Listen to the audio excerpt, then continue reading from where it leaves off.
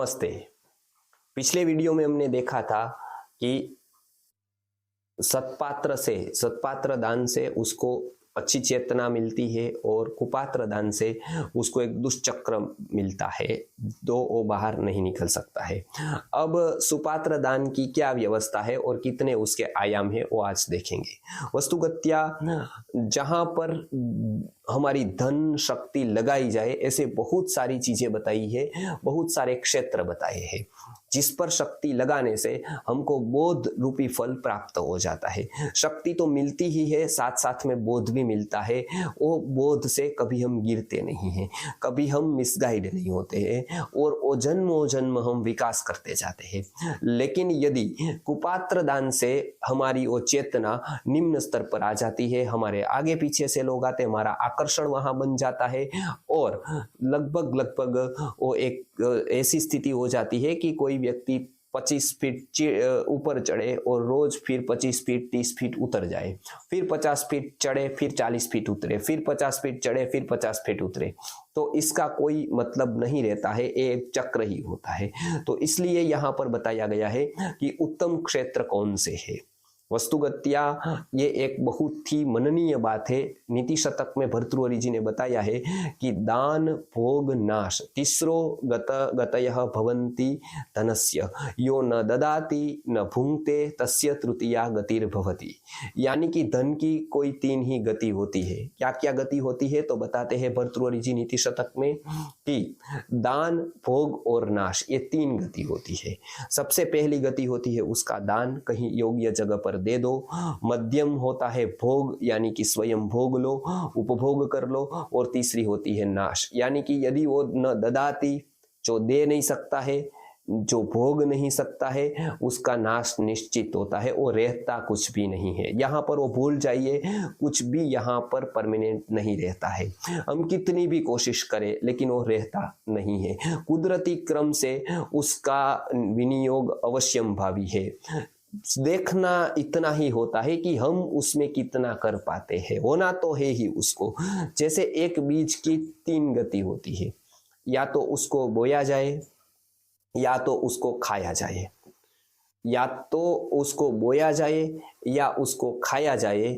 ये दो नहीं हो सकता है। यदि बीज बोया नहीं जा सकता है, बीज को यदि खाया नहीं जा सकता है, तो तीसरा निश्चित है, उसको खोना पड़ता है, तो वो खोया जाता है। यानी कि बोना होता है, बोने के बाद खाना होता है, और खाने के खा भी नहीं सकते हैं, उसको खोना होता है। तो इसके लिए बीज की ये तीन गति होती है, बोना, खाना, खोना।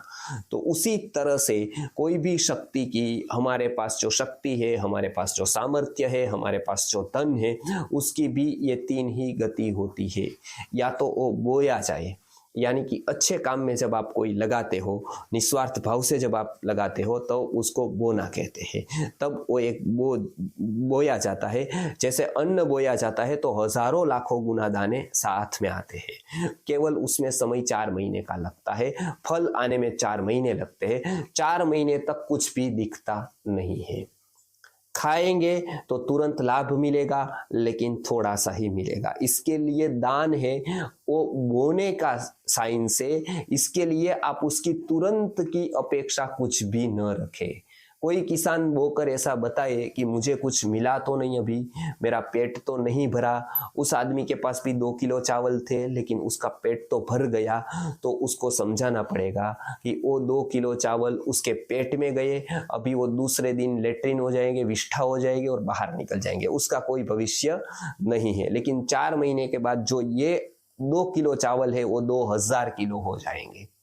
तो ये बोना है वो तुरंत कुछ नहीं देता है, लेकिन आगे जाकर बहुत कुछ देता है। यदि कुछ की अपेक्षा नहीं रखी, बहुत कुछ मिल गया। कुछ की अपेक्षा रखी तो मानना कि वो बोया नहीं जा सकता है, जो खाया जाता है। उसी तरह से आगे हम वीडियो में देखते जाएंगे कि उसमें कलुषित करने वाले कितने तत्व है। उसमें से सबसे जो कलुषित करने वाला तत्व है वो ख्याति, परोपकार की इच्छा, परोपकार की आकांक्षा, अपने आप को प्रेजेंट करना, उसको वैयक्तिक स्तर पर बढ़ावा देना, वो सभी कुछ है वो दान के दोष कहे जाते हैं, जो दान को दूषित कर देते हैं, अपनी शक्ति को, सामर्थ्य को दूषित कर देते हैं। उसी तरह से यहाँ पर बताया गया है कि जो बोया जाता है ये एक गति है, खाया जाता है वो दूसरी गति है, जो बोना और खाना जिसका नहीं होता है उसको खोना ही पड़ता है। उसी तरह से ये तीन गति यहाँ पर भी बताई गई है, दान, भोग और नाश, ये तीन है। अब उसमें से जो दान है उसके फिर तीन प्रकार भगवत गीता में बताए गए हैं। उसमें सबसे पहला दान बताया है सात्विक दान, जिसकी हम बात पहले कर चुके हैं। दूसरा दान बताया है राजस दान, जिसकी बात हम करेंगे। तीसरा दान है तामस दान। वास्तव में ये दान नहीं कहा जाता है राजस और तामस को, लेकिन व्यवहारिक स्तर पर समझाने के लिए इसको दान कहा गया है। उत्तम दान कहे या वास्तविक दान कहे, वो केवल और केवल सात्विक दान ही होता है। तो अब सात्विक दान कहाँ कहाँ पर हो सकता है, किस किस जगह पर उसका विनियोग हो सकता है, जो योग्य जगह हो, ये कैसे हम समझ सकते हैं, तो उसके लिए हम बताएंगे अगले वीडियो में कि कितने ऐसे क्षेत्र है जहां पर सात्विक दान का अवकाश है, जहां पर दिया हुआ सात्विक बन जाता है। नमस्कार।